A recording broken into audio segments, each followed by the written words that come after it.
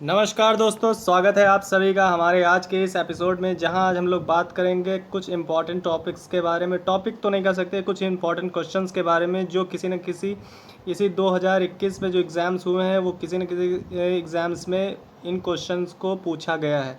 उन्हीं में से हमने आज कुछ क्वेश्चन सेलेक्ट किए हैं जो हमारे आगे भी एग्ज़ाम्स में, हमारे सुपर टेट में पूछे जाने की प्रबल संभावनाएं हैं। चलिए शुरू करते हैं हमारा आज का पहला क्वेश्चन से। तो हमारा आज का जो पहला क्वेश्चन है कि नेताजी सुभाष चंद्र बोस अंतर्राष्ट्रीय हवाई अड्डा कहाँ पर स्थित है। तो नेताजी इंटरनेशनल हवाई अड्डा जो है वो कोलकाता में स्थित है। कहाँ पे है? कोलकाता में। और नेताजी सुभाष चंद्र बोस का जो जन्म हुआ था वो हुआ था उड़ीसा में।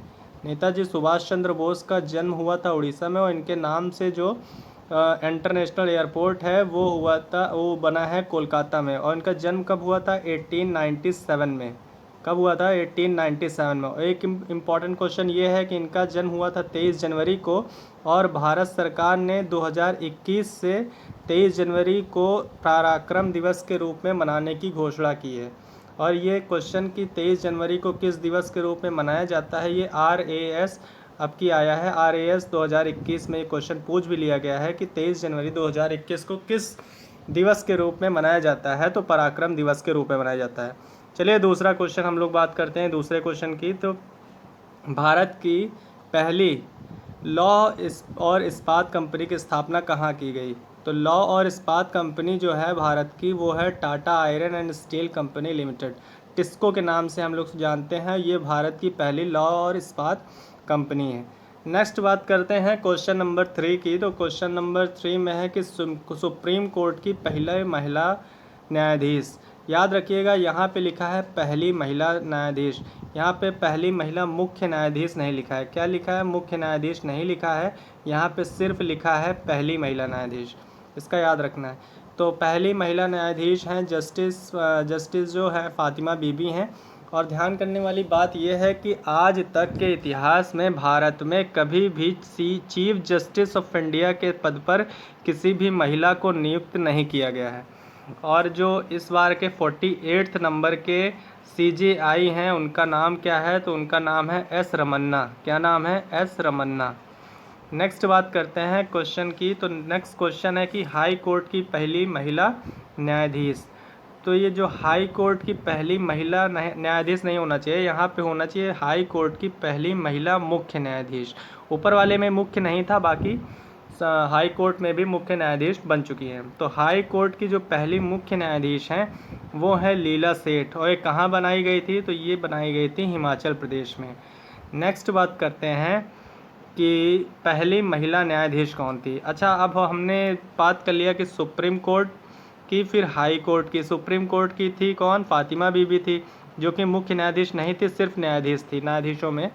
तो और उसके बाद बात करते हैं कि हाई कोर्ट की। तो हाई कोर्ट में लीला सेठ थी। कौन थी? लीला सेठ, जो कि मुख्य न्यायाधीश थी हाई कोर्ट की। ये तो मुख्य थी। ठीक है, अब बात करते हैं जो सिविल कोर्ट होते हैं। तो पहली महिला न्यायाधीश कौन थी? जो ओवरऑल मिला के जो पहली महिला न्यायाधीश, सबसे पहली महिला न्यायाधीश का खिताब मतलब कौन बना था? तो अन्ना जॉर्ज बनी थी सबसे पहली महिला न्यायाधीश। ये सारा चीज़ मिला के है कि SC, HC और जो सिविल कोर्ट होते हैं उन सब को मिला के जो पहली महिला सबसे पहला जो महिला न्यायाधीश बनाई गई थी वो थी अन्ना जॉर्ज। नेक्स्ट बात करते हैं कि क्वेश्चन की। तो राजस्थान में निम्न में से कौन सा नृत्य किया जाता है। तो राजस्थान में घूमर तो आप जानते ही हैं, ये घूमर किया जाता है। ये वर्ल्ड का 3rd largest most popular dance है। ठीक है, 3rd largest most popular dance. ठीक है, नेक्स्ट बात करते हैं कि इंडिका द्वारा लिखित पुस्तक में पुस्तक का नाम बताइए। तो जो इंडिका है मेगस्थनीज द्वारा लिखी गई है। मेगस्थनीज द्वारा लिखित पुस्तक का नाम इंडिका है। और इसमें किसका इतिहास का वर्णन है? तो इसमें जम्मू कश्मीर का उल्लेख मिलता है। किसका मिलता है? जम्मू कश्मीर का। नेक्स्ट बात करते हैं कि हाल में किस देश ने समान लैंगिक विवाह को कानूनी घोषित किया है, कानूनी मान्यता दे दी है। तो क्रोएशिया में कानूनी मान्यता दे दी गई है समान लैंगिक विवाह को, समान लैंगिक विवाह। और जो समान लैंगिक वाला है अपने यहाँ कौन सी धारा है? तो IPC 377 की धारा के इंडिया में है। जिसको समाप्त कर दिया गया। IPC 377 समान लैंगिकता से संबंधित है। नेक्स्ट बात करते हैं कि चुनाव में नोटा विकल्प कब से प्रभावित किया गया, प्रभावित किया गया। तो चुनाव में जो नोटा का विकल्प है वो सबसे पहली बार 2013 में स्टार्ट हुआ था। 2013 में सबसे पहले नोटा को लाया गया था चुनाव में। नेक्स्ट बात करते हैं कि नीति आयोग को किसके स्थान पर प्रारंभ किया गया है। तो नीति आयोग को योजना आयोग के स्थान पर प्रारंभ किया गया है। योजना आयोग को कब शुरू किया गया था? तो 1951 में शुरू किया गया था। कब किया गया था? 1951 में। और नीति आयोग को कब शुरू किया है तो 1 जनवरी 2015 से इसको स्टार्ट किया गया है। इसके जो प्रेसिडेंट होते हैं वो PM होते हैं। जो वाइस प्रेसिडेंट होते हैं वो कौन है? तो वो हैं राजीव शुक्ला। और जो CEO हैं वो कौन है? तो वो हैं अमिताभ कांत। कौन है? अमिताभ कांत हैं CEO। नेक्स्ट क्वेश्चन की बात करते हैं, king of clay court tennis खिलाड़ी कौन नाम, मतलब किंग ऑफ क्ले कोर्ट के नाम से किसे जाना जाता है? तो किंग ऑफ क्ले कोर्ट हैं राफेल नाडाल। और ये कहाँ के खिलाड़ी हैं? तो ये हैं स्पेन के खिलाड़ी हैं। कहाँ के हैं? स्पेन के हैं। और इन्होंने 2020 का, ठीक है, 2020 का कौन सा खिताब जीता है? तो इन्होंने फ्रेंच ओपन जीता था। किसने? फ्रेंच ओपन जीता था 2020 का। नेक्स्ट बात करते हैं कि मणिपुर के किस खिलाड़ी को राजीव गांधी खेल रत्न पुरस्कार से सम्मानित किया गया है? तो जो मणिपुर की जो MC मैरी कॉम है, इनको राजीव गांधी खेल रत्न पुरस्कार से सम्मानित किया गया है। और मैरी कॉम एकमात्र ऐसी विश्व में मुक्केबाज हैं जो 6 बार लगातार वर्ल्ड चैम्पियन रही हैं। ठीक है, 6 बार लगातार वर्ल्ड चैंपियन रहने का खिताब MC मैरी कॉम के पास है। नेक्स्ट बात करते हैं कि भारत में कौन सा राज्य अंगूर का सबसे बड़ा उत्पादक है? तो भारत का सबसे बड़ा अंगूर उत्पादक राज्य है महाराष्ट्र। आगे बात करें क्वेश्चन की, तो क्वेश्चन है हमारे पास कि भारत का सबसे लंबा प्लेटफॉर्म कौन सा है? तो भारत का जो सबसे लंबा प्लेटफॉर्म है वो गोरखपुर है। गोरखपुर का प्लेटफॉर्म, रेलवे प्लेटफॉर्म भारत का सबसे लंबा प्लेटफॉर्म है। अगला क्वेश्चन है हमारे पास कि भारत में समोच्च खेती का उपयोग क्यों किया जाता है? समोच्च खेती का उपयोग क्यों किया जाता है? क्योंकि अधिक मिट्टी की उर्वरता और ढलान के संरक्षण के लिए समोच्च खेती का प्रयोग किया जाता है। नेक्स्ट क्वेश्चन की बात करें कि स्वच्छ भारत के लिए कौन सा अभियान शुरू किया गया था?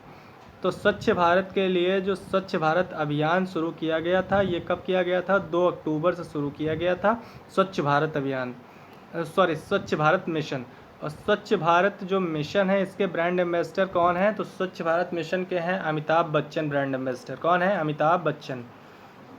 नेक्स्ट बात करते हैं कि पैसे के बिना, ये तो हम लोगों ने 9-10 में पढ़ा ही है NCERT में, कि पैसे के बिना वस्तुओं और सेवाओं को खरीदने और बेचने की प्रक्रिया को क्या कहा जाता है?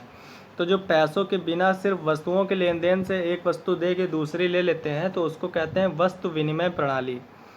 ठीक है। नेक्स्ट बात करते हैं, हमारा क्वेश्चन है कि सिंधु घाटी सभ्यता के किस स्थल पर सबसे पहले खुदाई हुई थी?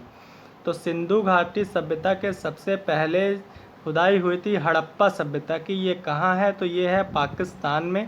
पाकिस्तान के कौन से ज़िले में? मांटगोमरी ज़िले में। किसमें? मांटगोमरी ज़िले में ये है, अभी प्रेजेंट टाइम में मौजूद है। आगे क्वेश्चन की बात करें कि वायु की उपस्थिति में सल्फाइड अयस्क, मतलब सल्फाइड और को उच्चतम ताप पर गर्म करने की प्रक्रिया को क्या कहा जाता है? तो जो सल्फाइड को जब हम हाई टेम्परेचर पे गर्म करते हैं, हीट करते हैं, तो रोस्टिंग कहा जाता है उसको, रोस्टिंग, भूनना।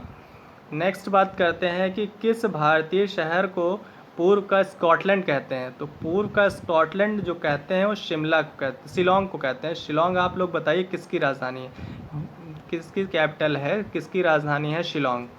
नेक्स्ट बात करते हैं, हमारा अगला क्वेश्चन है कि भारत के अंतिम गवर्नर जनरल और पहले वायसराय, अंतिम गवर्नर जनरल और पहले वायसराय कौन थे? तो लॉर्ड कैनिंग थे।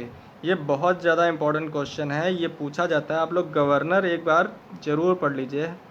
गवर्नर से हर बार कोई ना कोई क्वेश्चन पूछा ही जाता है, किसी न किसी एग्ज़ाम्स में, हर एग्ज़ाम्स में पूछा जाता है। तो चलिए अगला लास्ट क्वेश्चन देखते हैं कि UN के वर्तमान में महासचिव कौन है? तो यूएनओ को जो वर्तमान में महासचिव हैं उनका नाम है एंटोनियो गुटरेस। और यूएनओ की स्थापना कब होती है? तो इसकी स्थापना होती है 24 अक्टूबर 1944 को। और इसका हेडक्वार्टर कहाँ है? तो इसका हेडक्वार्टर है न्यूयॉर्क में। ठीक है, तो आज के लिए बस इतना ही। नेक्स्ट क्वेश्चन के लिए आप हमसे जुड़िए और डेली प्रैक्टिस कीजिए क्वेश्चंस की।